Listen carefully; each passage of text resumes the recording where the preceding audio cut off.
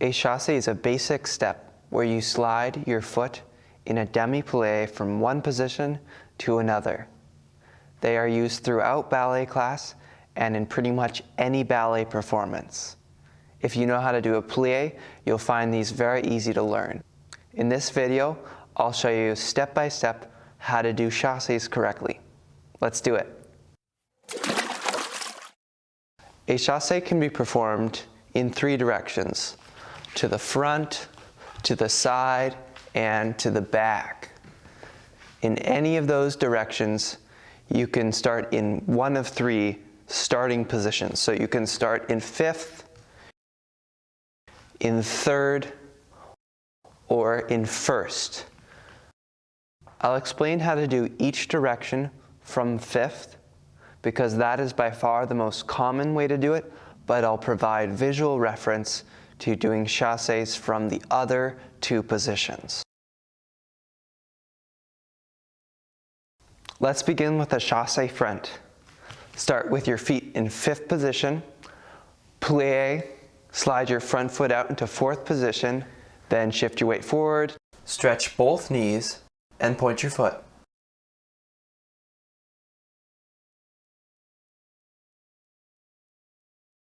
Chasse back is very similar to chasse front. You begin in fifth position, plié, slide your back foot out behind you directly to fourth position, transfer your weight over your back leg as you straighten both knees and point your toe. Those are the mechanics of the movement, but when you're actually doing the step, it should look seamless. You shouldn't see the individual stages. It should just look like one continuous movement. Here are some things to look out for when doing chasses front and back. Try not to tuck your hips.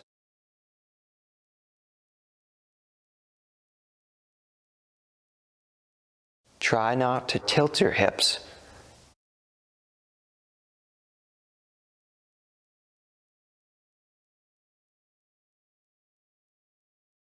Let's try chasse side now. Begin with your feet in fifth position, plié, slide one of your feet out beside you into a second position, shift your weight to between both legs, then transfer your weight to your other leg as you straighten both knees and point your toe. A chasse side can start with either your back or your front foot.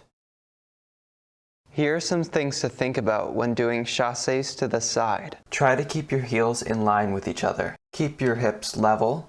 Don't tilt them or tuck them. What you do with your working leg after you finish the chasse depends on the next step you'll be performing. For instance, if you just completed a chasse forward, you can lower your heel into fourth position and complete a pirouette from fourth.